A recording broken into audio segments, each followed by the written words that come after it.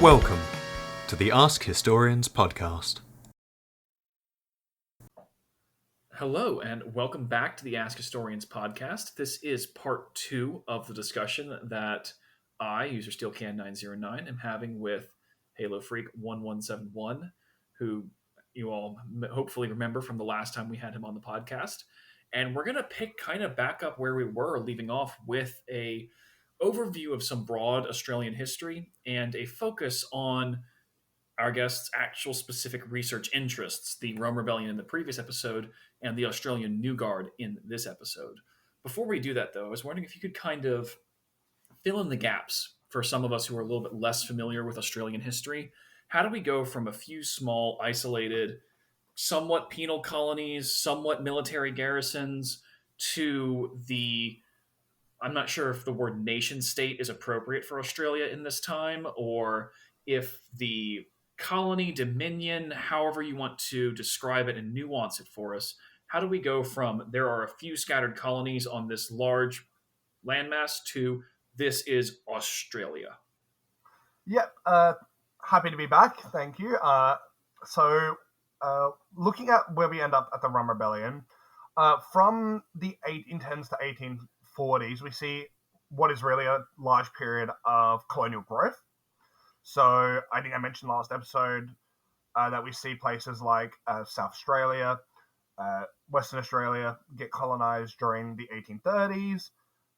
Van Diemen's Land, Tasmania is before that. But that and Victoria is like 1810s, though Victoria does only separate from the New South Wales colony in the 50s. Same with Queensland. They both only separate in the 1850s, Victoria in 1851 and Queensland in 1859. And that kind of gives you our mainland colonies by the end of the 1850s. You've got the five there, Queensland, New South Wales, Victoria, South Australia and Western Australia, as well as Tasmania, quite obviously.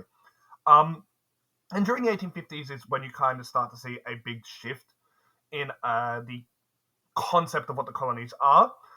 So initially they are crown colonies. They are run by the colonial office back in Britain, with the governor working as the representative of the monarchy and their laws.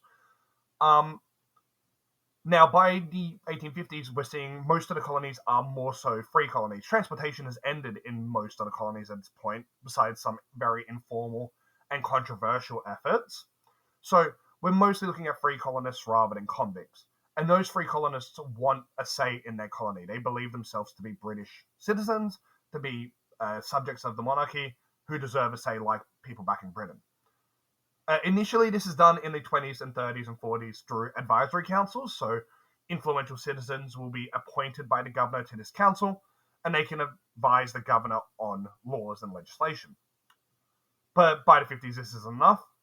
And so the colonies are told, hey, if you can put together your own constitutions that don't break British legislation, law, and constitutions, we'll allow you to become colonies with responsible government, which essentially is the first step towards sovereignty. And so they all do between 1855 and 1857. Besides Western Australia, Western Australia is its own story. It doesn't get responsible government to the 90s. It doesn't even start getting convicts until the 60s. That's its own kettle of fish. But for the most part, most of them get their own democratic governments in the 50s. Now, these democratic governments are weighted democracies, so you need to have a certain wealth to get in. And additionally, if you have enough the certain wealth in multiple seats, you can run in multiple seats and vote in multiple seats. So being a wealthy landowner, like a lot of people are at the time, a lot of the most influential colonists are, gave them the ability to vote and run in anywhere from like 2, 3, 4, even 5, 6 different seats, which gave them a lot more power than many other colonists at the time. But we start to see this scaled back into a more universal democracy over the 60s and 70s. Things like the gold rush really helped this. Australia's economy and population both boom due to the gold rush in the 50s and the 60s. We see that especially in New South Wales and Victoria. The gold rush does lead to its own issues. I'm sure you maybe have heard of the Eureka Stockade. That's a big kind of rebellion, kind of like minor revolt that occurs in the Victorian goldfields. A bunch of guys get together, say the mining taxes are too high, and maybe also that we want democracy and republicanism. Depends on which historian you believe. Talking about it later on. But they get together, they make a stockade, and they have a battle with the British military. They lose, but it's seen as this big moment in Australian democracy. These miners fighting for rights, whether it was that or actually just short-term financial needs, who knows. But that, alongside the goldfields, alongside the immigration of Chinese and all that, really start changing Australia's fabric, and it makes it become a democracy, in a sense, a more universal democracy. And by the time we enter the 80s and 90s, we're kind of settling into this quasi-industrialized, multiple colonies sort of set. There's democracy, there's industrialization, there's still a frontier warfare and conflict happens all the way up to the 1920s and 30s, but for many Australians, the vast majority, they're looking at Australia that is starting to become something reminiscent of a European country. And so these Australians don't really think of themselves as Australians either. For the vast majority, they are just British subjects. So having multiple colonies at this point starts to make less and less sense. There's nothing dividing South Australia from New South Wales or Queensland or Tasmania besides arbitrary borders. Obviously, the Aboriginals who were last there and who were still there might have something to say about that, but nobody was listening to them at the time, quite unfortunately. And so in the 80s and 90s, you get this concentrated effort towards something called federation. And the idea is they want to federate all the colonies into one Australia. Not only are the Australian colonies included, so everything from WA, New South Wales, Tasmania, etc., but also New Zealand and Fiji are included at first.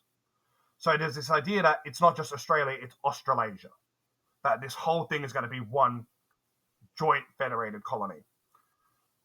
And it's kind of stop-start in the 80s and 90s. We see a lot of people go, yep, we need federation. And people go, well, we can't decide on how customs duties are done or how military is going to be done. And so it stops, starts. But once you get to the 90s, and especially after the great strikes of the 1890s, which are a really important part of Australian labour history, we start seeing federation become not a guarantee, but something everyone's working towards in one way or another. And so once we hit 1900, federation is agreed upon, and the Australia that you know now exists. New Zealand, at the last minute, pulls out, saying they prefer to be their own colony, and Fiji, by the late 80s, early 90s, has decided that it's going to remain as a British colony. And so by 1900, federation occurs, so all the Australian colonies now become part of the Commonwealth of Australia, and so they're their own country now. I wouldn't say nation state by 1901 because for the vast majority of Australians, they are still British. And even if they understand themselves in some sort of Australian sense, that is purely as British with Australian characteristics, almost. It's not really distinctly Australian. So by the early 1900s, you're not getting specific Australians. That starts to change, especially after World War I, which is I'm looking at the interwar period for the New Guard. That's when they come up.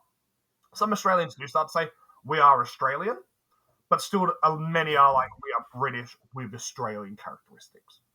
I was going to say, because one of the few times Australia kind of makes an appearance in the big world history classes that I teach, for example, at the high school level, is when you start talking about the First World War and the involvement specifically of the Anzacs and Gallipoli campaign, the creation of an Australian nation idea, at least back then, and I'm sure obviously gross oversimplification, but the kind of breaking away of Australian identity away from British identity starting in the First World War. Is that a broadly speaking accurate assessment? Is that, obviously I'm sure there's a lot more to go into there, but is that at least, what's the kernel of truth there? Yep, so nowadays that is generally seen as the truth. So a lot of Australians view, and I'd say most Australians, the Australian consciousness views Gallipoli, World War I, as kind of the birth of our nation. Federation was Australia coming together, but World War I was really Australians being forged in this fire of war. And And that is ignoring the fact that Australians did go to war prior to this. My last episode of the podcast, I just talked about how a bunch of New South Wales men went to Sudan in the 1880s to fight for the British Empire. Australians fought in the Boer Wars. But World War I really holds a big part in current day consciousness of Australians becoming Australians. But back in the day, back in the 1920s, 30s, it wasn't exactly seen like that. For some Australians, yep, there was definitely this idea that we are now our own nation. World War I forged us and made us become our own thing. But for many others, the only way especially a lot of soldiers, the only way they could understand seeing their friends fight and die on the battlefield was by understanding as they were fighting for the empire. They were fighting for God, king, and country. So for a lot of them, it wasn't actually this nation-building exercise. It was reaffirmation of their loyalty and dedication to the empire. They were, even though they were Australian, they were British. The Australian was still British. It wasn't distinct. How does that fit in compared to some of the other major British colonies at the time? Obviously, you've got a somewhat similar process playing out in Canada with the federation of various different colonies into one Canadian identity colony. I'm an American and I'm a medievalist by training, so this is way outside my wheelhouse. And you also have things like South Africa, New Zealand. Obviously, you mentioned that they kind of were part of this broader Australian approach, but then backed out into their own colony. And then you've got things like the British Raj, which is obviously its own kind of completely separate entity. Where does Australia fit into the broader British Empire in the early 20th century? How is it seen in the broader imperial consensus? Is it seen as an integral part, an offshoot?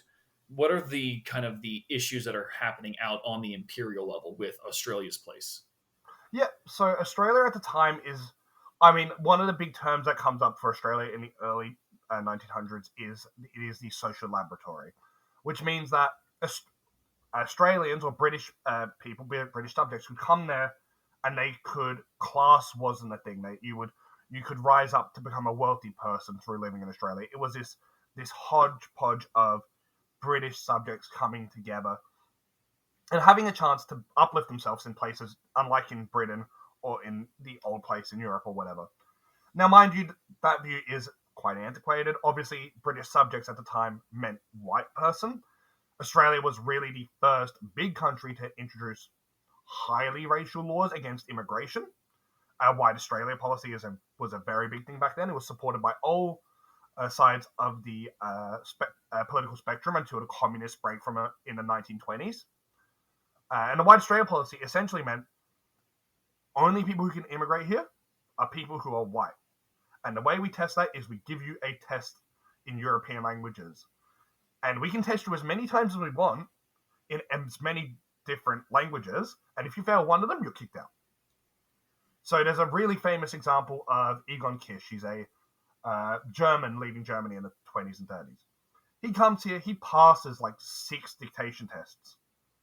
He only fails when he's given Gaelic. And I think it's like Scottish Gaelic. It's like some really obscure language. And then they go, okay, you can't be an immigrant here. I think it's because he was Jewish leaving Germany. But white Australia, this idea of a white nationhood starts to spread around the other colonies. There's really good articles about how it plays into ideas of white nationhood in Canada and in South Africa. And that's Australia's big contribution, is this idea that it is a prosperous nation for any British subject as long as you're white. And so that's kind of how it's seen, both by the other colonies and by Britain. Britain kind of sees it as a second colony, a place where its best could go, its soldiers, its workers, its aristocrats. They could all come here and make a life for yourself. That's what Australia gave. When we're looking then at the experience of the First World War and that either new consensus of a nation or the reaffirmation of the imperial project, as you mentioned, this is going to lead to some discontent, I would assume, at least on either side of the political spectrum. And then we throw in all of the fun events of the interwar years, such as the Great Depression, the Roaring Twenties, obviously not necessarily in that order. Can you give us a little bit of context for what Australia was like in the immediate aftermath of the First World War? what were some of the major political controversies going on, what were the broader issues that were being discussed. Coming from an American example, we talk about the retreat from European engagement, the return to isolationism, ignore the whole Caribbean and Latin America. Obviously, that doesn't count. And when we talk about the British Empire, we talk about things like imperial preference policy and the kind of the apogee of the British Empire after they've been given some of the German colonies in Africa and some of the Pacific. So, can you kind of walk us through what are the ongoing issues in Australia immediately after the First World War? Yep. So, one of the biggest issues is this. So, one of our major parties is Labour. We're one of the few countries where a left-wing Labour Party is a major party and has been since our federation, since the 1900s. Back in the First World War, there was a big push by many Labour politicians to enact conscription. So to conscript Australians to go fight in the war in Europe and elsewhere. That failed. A lot of the Labour politicians and right-wing politicians pushed for it. However, there was a very concentrated effort elsewhere to say, no, we don't want conscription. And twice it was put to referendum, and twice it barely failed. And this split the Labour Party. Billy Hughes, who's a major player at the time, leaves the Labour Party and creates the Nationalist Party, which is meant to be just, we are for the nation, we are for the empire, that sort of stuff. His party is quite successful going out of World War One. However, very quickly it starts to stumble because it's such a big grouping of ideas that splits occur, people start disagreeing, and we start to coalesce into Labour and Nationalists. So Labour on the left, Nationalists on the right. And that's kind of one of the big major political things happening at the time. But at the same time, Australia is becoming more aware of outside worldly ideologies. So things like socialism and communism starting to get their first toeholds in the Australian colonies. Beforehand, it was trade unionism. That was a big thing in Australia, was trade unionism. Now we're getting the European ideas of socialism and communism come in. And on the right, we're starting to see these fascist ideas come in from, especially Italians from Mussolini's reign, come in and start to bring in these ideas. And so Australia, in the immediate aftermath of World War One, is seeing a lot of political ideas fold into this major tumultuous change at the time. And that is only exaggerated by the Great Depression. The Great Depression hits Australia not as hard as some European countries or America, but still very hard. Unemployment in places like New South Wales gets up to about 30% at one point. So it's quite significant. And so every side of politics is stating that they have a way of fixing these economic issues. Communists, fascists, right-wing, left-wing, they all have these ways. And so you start to see a very big divide due to material concerns that people have. A lot of people they have nothing left. They don't know where to go. And that's kind of where you see Australia end up after the decade after World War One. It goes from a very prosperous nation. World War One didn't affect Australia too much in terms of materially because we were quite far away from the war. A lot of people died and a lot of things did change in the social fabric, but materially we're quite stable, and our metals and minerals become a need across the world. It's brought by a lot of countries, but that changes by the Great Depression. And the Great Depression is really that swing. So when we see kind of the importation of these foreign ideologies into Australia, if any of our viewers are probably aware, a cursory glance at places like Weimar Germany in the interwar years, or interwar France, or any other European country really, this came with it a lot of political unrest with these new radical political movements. And that's the subject of your PhD, as I understand it, which is the Australian New Guard movement. Can you walk us through a little bit of what were the Australian New Guard? What were their goals, their political aims, ideologies, all that kind of stuff? Yep. I will. I guess I'll pretext that by talking a bit about why they formed. So, obviously, Great Depression occurs, and in New South Wales, where the New Guard is based entirely, there's a big shift. So the UAP loses, which is the Nationalist government loses to Jack Lang, who is a firebrand Labor left leader. He's not a communist, but he is radical. And as the Depression starts, across the country, all the premiers are brought together by the Prime Minister to make a plan on how to deal with this. And working with a British financial planner, whose name I'm not going to try. His first name's Otto, his last name is impossible to pronounce. They come up with a plan to reduce spending significantly, cut minimum wages, and essentially tighten the belt. Jack Lang, this firebrand, is like, no, I'm not doing that. I'm not paying a single debt back to Britain. I'm defaulting on all of New South Wales loans. I think we should go from the gold standard to good standard, so all our money should be backed by our exports. And just a bunch of things that really shake the foundations of what is thought of as sane government for a lot of people. For a lot of people in Labour, and especially on the left, this is great. But for a lot of other people, they see it as insanity. Jack Lang is eventually kicked out of Labour, and he makes his own faction of Labour, Lang Labour, because of this. But for the right, Lang and communism are essentially seen as one and the same. Lang is an avowed anti-communist, especially by the 40s. He hates communists. But even at this time, he's not really communist. But for many on the right, Lang and communism are this exact ideology. And that's where we see the New Guard come up. So in 1931, New South Wales, Lang is in charge, and he's doing these very radical things to try and keep minimum wages up, to try and reduce the unemployment in the way he believes is best. On the right, you have the crumbling of the Nationalist Party. The party, after losing both federal and state elections, crumbles. So there's not really a solid right-wing political party that can push people in this idea. So people start to look out for non-party-based solutions. One of them is something called the All for Australian League, which is a big right-wing non-party organization, which at its height has about 130,000 members in 1931. And so that's one way people go. But the other way people go is the New Guard. And the New Guard is formed in February 1931 in response explicitly to Jack Lang and fears of communism, that he is going to bring a Soviet state to New South Wales.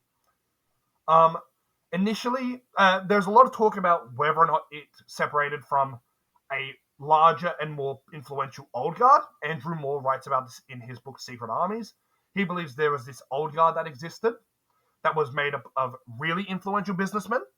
So not an Illuminati, but kind of an Illuminati in the New South Wales state that was kind of working against Jack Lang.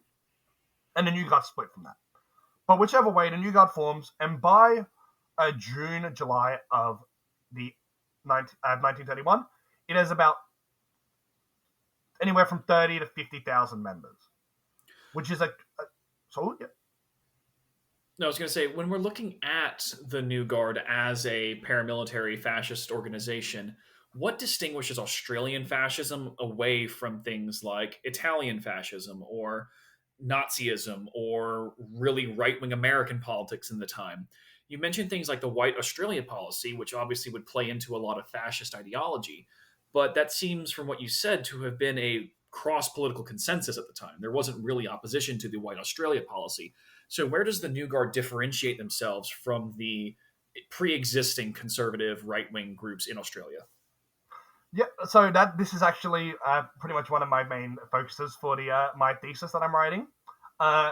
So Australian fascism at the time is really a strand of what historians and political theorists call imperial fascism. So that stems from kind of this British Empire-based fascism. And it differs from continental fascism in a few ways. It is anti-communist. That is a big part of both of them.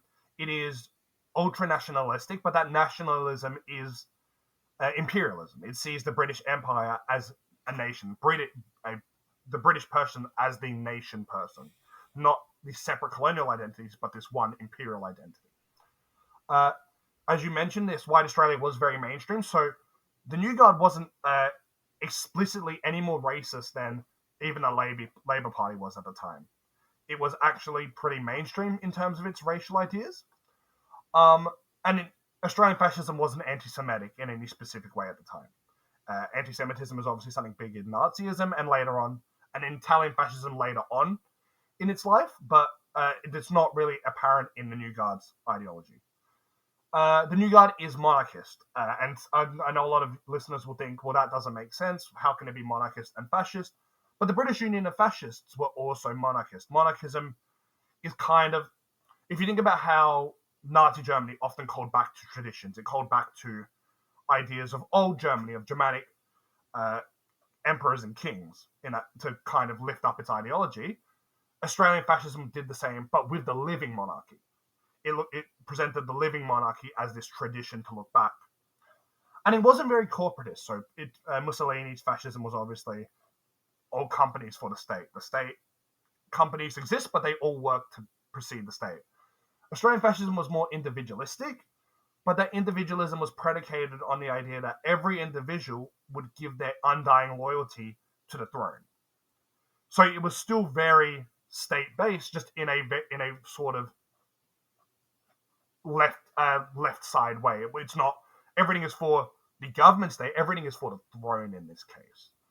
And so Australian fascism is fascism, but with a very imperial tinge to it. So for a lot of continental fascists, like Mussolini, like Italians coming to Australia, they didn't recognize the New Guard as explicitly fascist.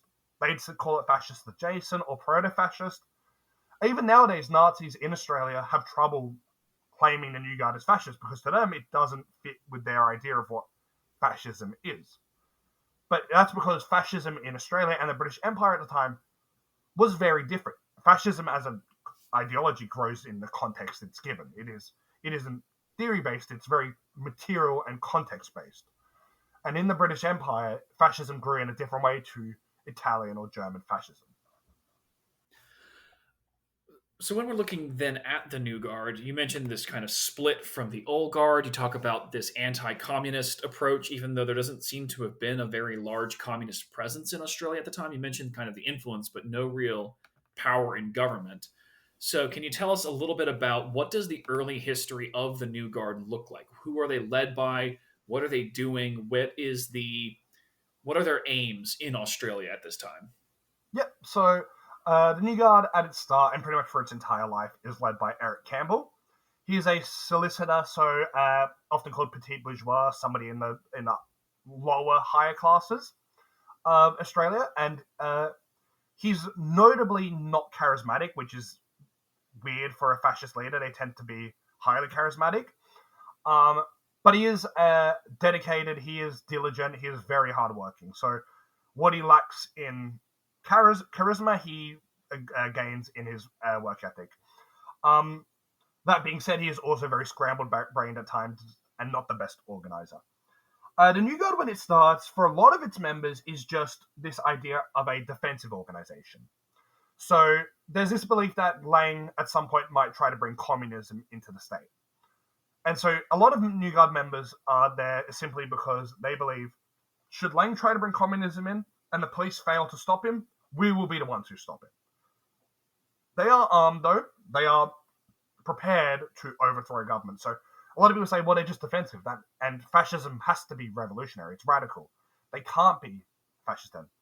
But no, the New Guard wanted to overthrow Lang. Even if it didn't plan to initially, it still believed that its ultimate goal would be the overthrow of Lang at some point of it. It was revolutionary, just in a very reactionary way. And so by the end of 1931, we do start to see a bit of a shift. It becomes less defensive-minded and more on the offensive. We start to see New Guard members go out and get into brawls with communist members. There's not many, but the Communist Party does have some membership at the time in Australia. They get into brawls with them, with labour trade unionists. And so the New Guard starts to become less of a defensive organisation and more of a going out there and actually doing offensive actions. Also in the mid to late, in 1931, we start seeing the New Guard go to councils throughout Sydney and say, you need to ban communist meetings. So they're starting to also push a political influence in Sydney as well. So as their membership grows, they're starting to branch out in these areas of both physical and political violence. And then in 1932, we shift from what might be 5 on the gear all the way to 11. So I can go into that a bit more into the 1932, because that's really their heyday. Well, why don't we go ahead and do that then? One thing I would ask, though, is what's separating groups like the New Guard from the British Union of Fascists? Or they seem to be acting in a relatively similar manner to the Sturmabteilung in interwar Germany as well, with the street brawls and things like that. So can you just give us a little bit of that?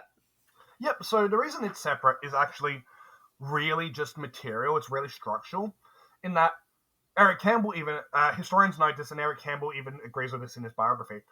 They have no clue about European fascism at this time.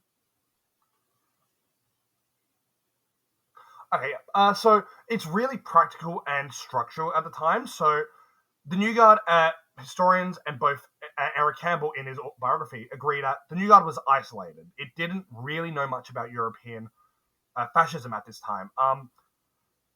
It was really operating on its just own idea of being an imperial defense unit, which was fascist. They didn't particularly know they were fascist at the time. Most of them didn't call themselves fascist. Communist groups and labor groups did call them fascist, but they wouldn't explicitly say they were fascist. So yeah, they just didn't really know that this European fascism existed and how it worked and what it could align with. It's not until 1933 that you start to see connections between the New Guard and European fascist groups. There's a really great quote by Mosley, the leader of the BUF, who essentially says, oh yeah, Eric Campbell essentially, without any connection to the outside world or research, spontaneously created fascism in Australia. It's a really interesting idea that Australian fascism just kind of comes to exist because of the material and ideological conditions that exist in New South Wales at the time. So let's go into then that kind of heyday of the New Guard that you mentioned. What does the heyday of this quasi-fascist, paramilitary, anti-communist group look like? What are their aims? What do they actually achieve? What does this heyday actually entail? Yep, so 1932, we start to see Jack Lang take a very aggressive stance in his attempts to fix the depression in New South Wales. He defaults on his loans twice to Britain, and that causes a massive conundrum for the entire country. What do we do when a state's defaulting on its loans? Do we have to evict Lang? What do we do? And so the New Guard is now looking at Lang as not only a communist, but somebody who's now engaging in a revolutionary action against the empire. And so Campbell goes and says, okay, it's not enough to just defend or to attack communists. We actually now have to overthrow Lang. And so they plan for 3 possible coups. None of them end up working due to various reasons, but at this time we know the New Guard was very much committed to coupping Jack Lang and installing, whether it be themselves, somebody else to the seat of premiership in New South Wales. One of them gets close. They do a big brawl with a bunch of communists in Bankstown. Their hope was they would win the brawl, leading to a communist revolt in reaction, and then they would revolt in turn against the communists and succeed. But in the long run, the New Guard doesn't succeed in these coups. These coups just don't go ahead. But they do still have one other thing. During this time, also, the Sydney Harbour Bridge is finally being completed. So, obviously, one of the most well-known icons of Australia, the Sydney Harbour Bridge, is finally being completed in May 1932. As it's being completed, there's discussions of who's going to open the bridge, because obviously it's a big national monument. Who's going to be the one to open it? Normally, it'd be the governor as the representative of the crown. Jack Lang, at this point, really disliking the monarchy and all it stands for, says, no governor is going to open up the bridge. I, as the people's representative, will be the one to open the bridge. And that is seen essentially as an expression of communism by the New Guard. This is somebody who's now, to the face of the governor, said, I do not respect your authority. And so Campbell at a meeting of the New Guard goes, the New Guard will not let Jack Lang open the Sydney Harbour Bridge. We will stop him. I promise that. And so for the next couple weeks, I think I said May before, up throughout March, we see the New Guard and Lang have these back and forth throughout the newspapers. The New Guard going, we're going to stop you. Lang going, no one's going to stop me from opening this bridge. And as we get closer, Campbell's realizing, I don't have a plan to actually do this. but I've said I've got to do it, so we've got to do something. And so in comes Francis de Groot. De Groot is a influential New Guard member who is Irish. He was from the Irish military, came to Australia. And he essentially says, let me dress up in my old military uniform, get on a horse, and ride along the military parades happening that day.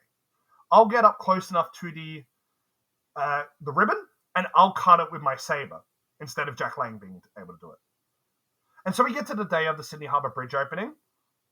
Everything's being set up. It's a mess of organisation. The police, military, there's hundreds of thousands of people around Sydney at this time celebrating the opening.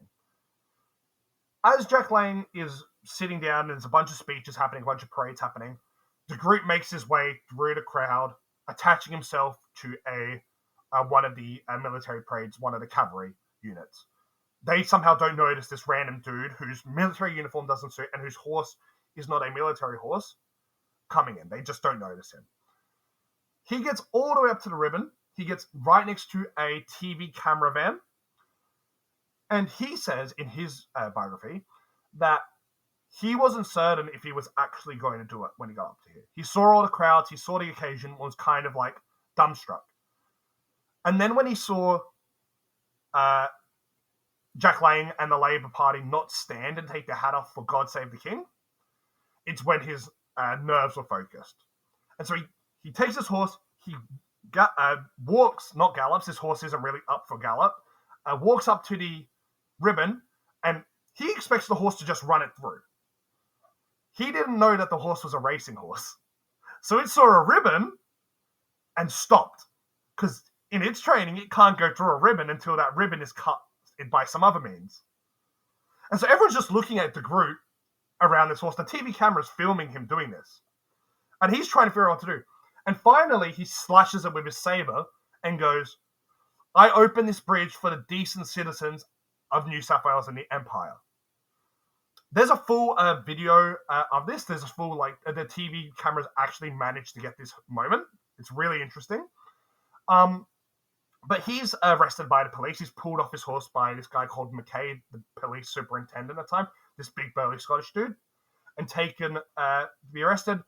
He's declared insane initially before being declared sane. His court trials are its own thing. And Jack Lang, they recut the ribbon, they retie the ribbon, and Jack Lang recuts it. But for everybody in Sydney and in the country, the New Guard has opened the Sydney Harbour Bridge. Not Jack Lang, it was the New Guard. There's even an anecdote, I'm pretty sure it's not real, but a lot of New Guard men said at the time, that when King George was told it, he slapped his knee and said, well done, de Groot. So there's a lot of perception going on that the New Guard has triumphed over Jack Lang in one way or another. A lot of people see it as childish, because it's cutting open a ribbon, who the hell cares? But for the New Guard and for a lot of people in Labour, it's seen as a big moment. And so, but from here in 1932, we start to see a decline in the New Guard, weirdly enough. That Sydney Harbour Bridge opening is really the peak of Australian fascism under the New Guard. In May, a bunch of members of the New Guard assault a notable trade unionist known as Jock Gordon. They're apparently part of this inner group of the New Guard called the Fascist Legion, who wear Ku Klux Klan type hoods and who all have names associated with playing cards, and they assault this guy. There's talks about whether or not that was actually a police plant, if the police planted that to make the New Guard look bad. But whether or not it was, that assault leads a lot of New Guard members to leave the Guard. They're up for fighting communists, they're up for working against Lang, but to assault a man in his own home, they don't really vibe with that. And then only a week later, this happens in early May, only a week later, Jack Lang is dismissed by the governor of New South Wales. It gets to the point where the governor essentially goes, Lang's defaulting on his loans, he's hiding the money, he's essentially doing things that aren't legal. I am dismissing him as premier. Lang accepts it. He goes, nope, I'm not going to fight it. A lot of people in Labour wanted him to fight it. But Lang steps down and says, nope, the way we're going to fight it is in the elections, because there obviously has to be an election now, because I've been dismissed. And I'll win it again, and it won't matter. But Lang doesn't win the election. He loses quite easily, handily to what is now the United Australian Party. This is the new right-wing party, which stems from the Old Nationalist Party, the Old Australian League, and a bunch of the country parties. They all come together to form this United Australian Party, this new right-wing party. And they beat Jack Lang. And so for a lot of the members in the New Guard now, their reason to exist, this anti-Lang sentiment, is gone. Lang's lost. So they also start to not leave the New Guard, but they just kind of, as you know, in any group that kind of loses its steam, they just filter out. They gradually dissipate, exactly. But the New Guard still exists. It doesn't just die in 1932. But 33 is what a lot of early historians call the turn to fascism, and what I'm calling in my thesis, the turn towards continental fascism. Can you walk us through a little bit of that then? So the New Guard runs out of steam kind of halfway through the lead up to the Second World War. What then takes over in radical Australian politics after the New Guard starts to fall apart?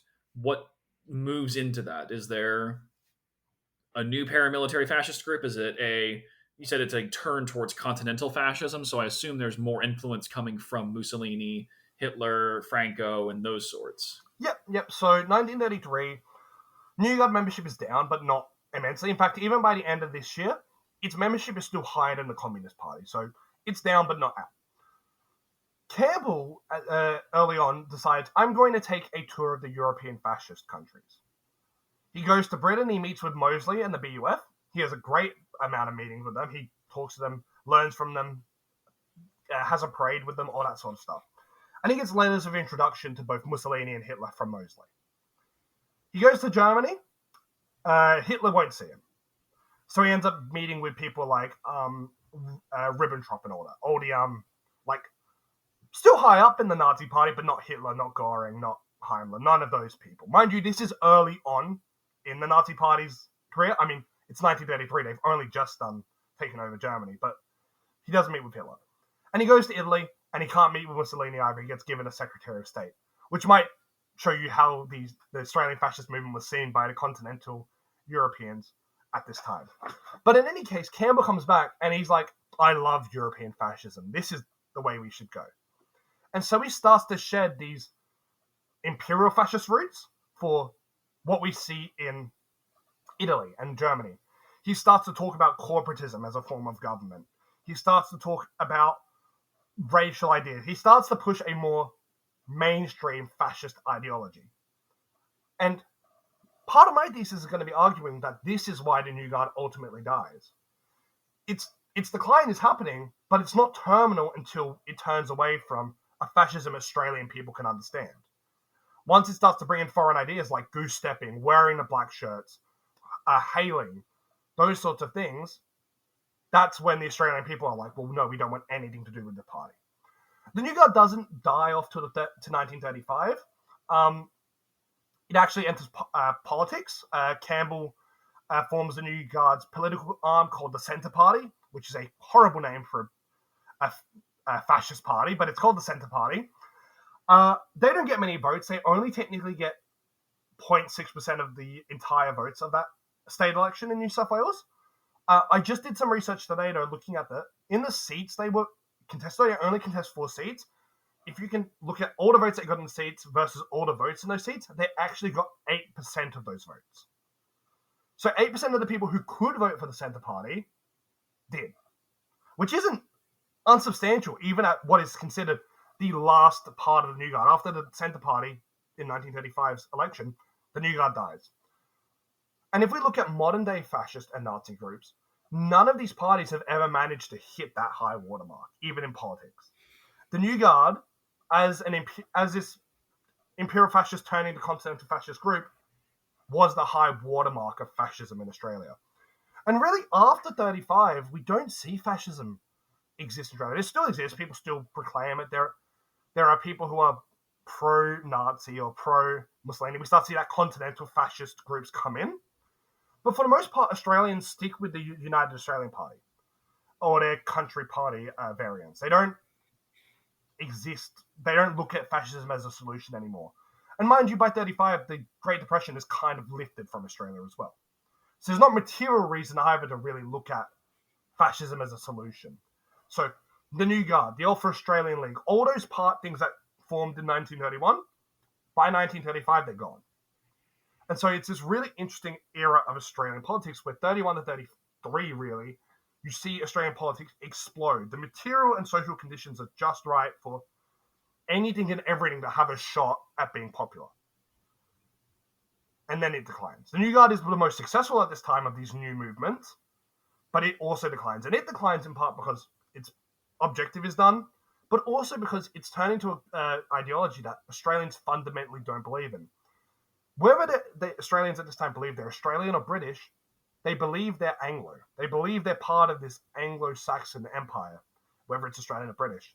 They don't believe they're Italian. They don't believe in an Italian ideology or a German ideology. They don't believe in these foreign exotic ideas. And so they won't respond to them. And that's kind of, by the 40s, there's not many fascists left. Well, can you tell us a little bit then about what the future, or I say the future, but the past of Australian radical politics was after the Second World War? Obviously, with the advent of the Cold War, communism and so on, bit of a ideology non grata in much of the Western world. And there's an accommodation, obviously, with some of the pre-existing fascist movements, whether that's the rehabilitation of figures in the Wehrmacht, some of the Nazi commanders, the not rehabilitation, but the understanding with the Franco regime in Spain. What does the future, or what does the Cold War radical Australian politics look like? Yeah, so once we get through 1945, the Communist Party was banned during the World War II. It managed to get unmanned by the end of it. But there's a long struggle between constitutionally banning the Communist Party throughout the 50s, 60s, and so forth. In the end, it doesn't properly get banned in that sense, but communism does kind of die out in Australia. There's this idea in Australia of mainstreaming, which is the major parties in Australia, Labor and now Liberal, which is our right-wing party. They're Liberal because that's their economic ideas. They mainstream. They take the less extreme ideas from these left and right, extreme left and right-wing parties and put them into their platform. And by gradually, I guess, taking these things, these less extreme ideas, so not, anti-Semitism from a Nazi party, but like this idea of racial superiority in some ideas, or on the left, taking in things like more social welfare and all that, you end up with no need for the extreme because the extreme keeps getting co-opted by the middle ground. So it's kind of the opposite what you see in a lot of other places. Instead, in Australia, Labor and Liberal take, and they kind of push the window of what Australian politics is. So the Communist Party kind of descends down to a non-factor by the 70s. Go Whitlam gets into power as a Labor politician. He's very radical Labor. He makes university free. He does a bunch of stuff that is considered radical, even for many Labor Party members. On the right, with fascists and Nazis, after World War II, there's a bit of this push to create what's called the Association. It's this old guard style group that exists for like a couple of years and doesn't do much. If it even existed in the first place, records are very sketchy. But it was anti-communist in its character. But then after that, by the 60s and 70s, and into the 80s, 90s, and nowadays, it's Nazi parties. It's parties who follow German Nazism. So similar things you would see in the rest of the British Anglo world, in America, in Canada, in Britain, where exactly it's people coming to be like, the far right is Nazism. We have our own another blend called Hansonism, but that's its own thing. If you ever want a fun time, look up Pauline Hanson. She's an interesting character in Australian politics. But Nazism is that far right movement. And it never really takes off. None of those parties ever see the political or even membership success that the New Guard had. And I think that's partially because they're expressing an exotic ideology. And even in Australia, which is now multicultural, whether or not you believe that's the truth, Australians are very opposed to things that aren't exactly what their idea of an Australian is, of what their idea of society is. And so, so it's just, the Nazi parties don't do much. There's one guy, Jim Salim, who's really interesting because he writes a thesis on the New Guard, so technically he's academically connected to me, while also being an out-and-out Nazi in Australia, so it's really weird. Also an interesting character. Terrifying, I will say, go on public record, even if I hope he doesn't listen to this because he's known as confrontational, but if he wants to email me, he can email me. He's good. It's a fun man. But yeah, what were you going to say? I was going to say, maybe we can kind of capstone this with the discussion that we had earlier talking about the white Australian movement. When does that actually finally leave the mainstream of Australian politics? Yep, so that comes with the end of World War II. You kind of see the slow decline of white Australia. So, end of World War II, there's this idea now that Australia is at risk from communism, and especially Asia. China and Japan are going to outpopulate Australia, come here and take over.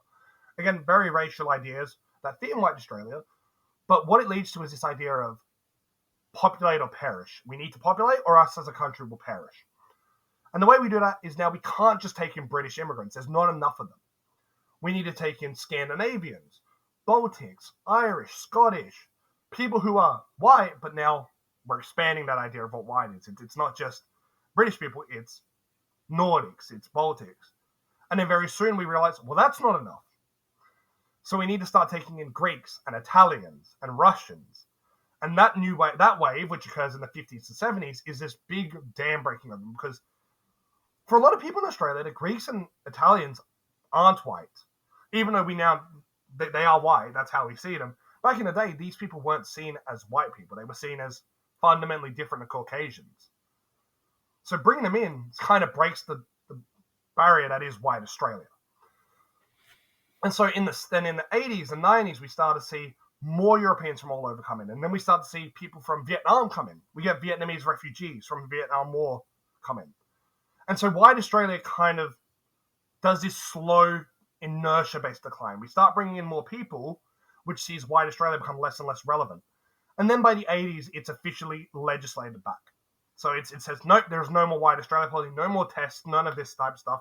Australia will bring in immigrants how we see it fit. And so white Australia kind of dies by the end of the Cold War. And it's the same time you see Australia give the rights to Indigenous Australians. We finally start counting them as people in our census in the 70s. And we stop stealing their kids in the 70s and 80s as well. So Australia at the time is seeing movement away from what is really a very conservative social environment by the 70s and 80s. Okay. I think that's a pretty good spot to stop at, really. I mean, we kind of have these two capstones of the end of the white Australian movement coming at this kind of long period of decline when it comes to Australian fascism, paramilitarism, however you want to classify the New Guard. Is there anything that you would like to leave our readers with? Anything you want to plug? I mean, I know you have your own podcast. I'm sure it wouldn't hurt to remind our viewers of that. Yep. So if you're interested in Australian history now, or if you find any of this interesting, I'd do A History of Australia podcast. It's weekly. It's on every platform, Spotify, Apple Podcasts, all that sort of stuff. My last episode was on Australia's involvement in the Sudan War of 1885, which was a really interesting episode to research and write about. But yeah, honestly, if you take anything from these podcasts, think a bit more about Australian history. We're a part of history that gets ignored, even by Australians. So if you're an Australian listener, do some research. If you're not Australian, think about us whenever you think about history. Our history is, it's a lot more than what people think it is, even just in people in Australia. All right, we'll go ahead and stop there.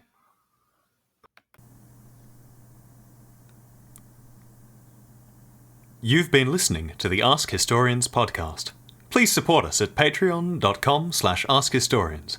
Find more history like this by following us on Twitter and Facebook, and by visiting us at askhistorians.reddit.com and ask hundreds of historians and enthusiasts anything you want to know about history.